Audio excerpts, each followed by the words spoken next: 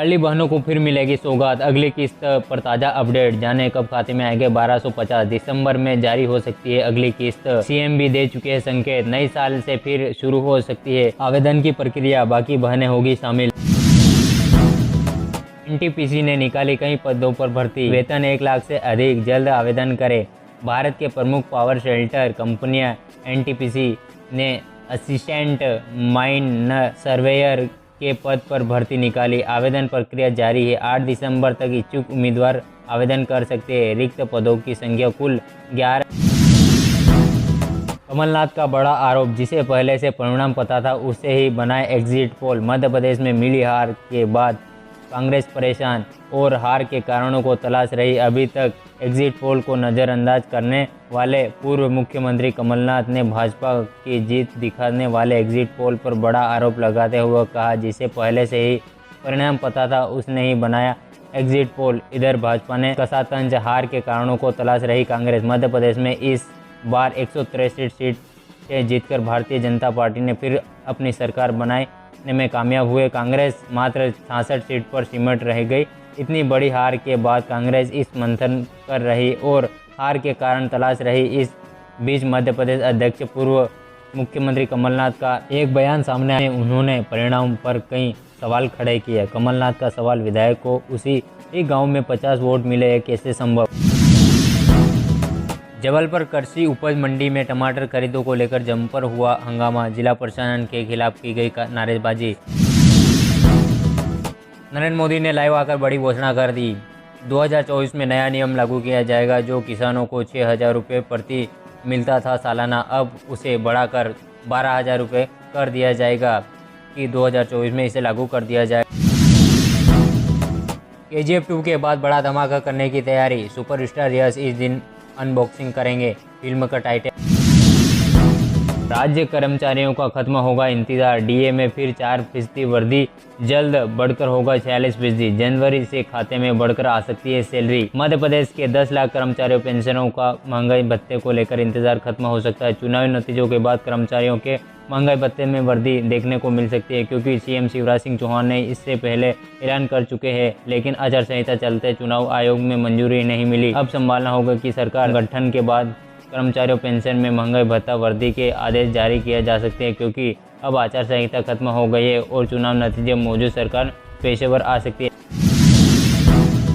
मुरैना, रीवा समेत मध्य प्रदेश के कई जिलों में महंगा हुआ पेट्रोल डीजल, पूर्व ऑयल में उछाल, एमपी के इंजन में बढ़ गए दाम। विदिशा में पेट्रोल पर 36 पैसे और डीजल पर 32 पैसे की वृद्धि हुई। टीकमगढ़ में पेट्रोल पर 27 पैसे और डीजल पर 25 पैसे उछाल आया।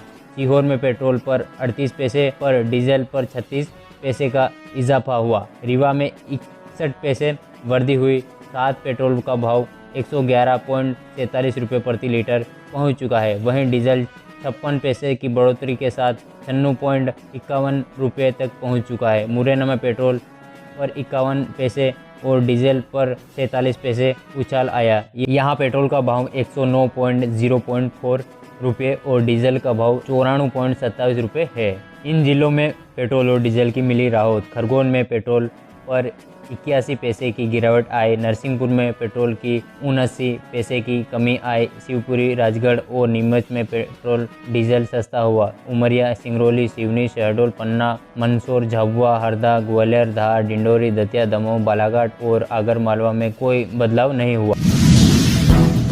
कक्षा 4 से 8वीं के छात्रों के लिए महत्वपूर्ण खबर, 20 दिसंबर से 6 माही परीक्षाएं। देखें अब होगा कौन सा पेपर, एग्जाम पैटर्न पर भी अपडेट। मध्य प्रदेश में कक्षा 5वीं और 8वीं छात्रों के लिए महत्वपूर्ण खबर, सरकारी स्कूलों में 4 से 8वीं कक्षा की 6 माही परीक्षा 20 दिसंबर से होगी और 28 दिसंबर तक चलेगी। इसके लिए स्कूल शिक्षा विभाग के राज्य शिक्षा केंद्र ने अर्धवार्षिक परीक्षाएं के टाइम टेबल भी घोषित कर दिया है। इसमें कक्षा 4 से 5 के लिए परीक्षा का समय सुबह 10 बजे से दोपहर 12:30 बजे तक तथा 6 से 8 के दोपहर 2 बजे से शाम 4:30 बजे तक रखा गया। आरबीआई बैंक का बड़ा action, reserve bank of India ग्राहकों की सुरक्षा का ख्याल रखते हुए असर कार्रवाई करता है। इस साल अक्टूबर महीने में आरबीआई ने 8 से अधिक बैंकों का लाइसेंस रद्द किया था।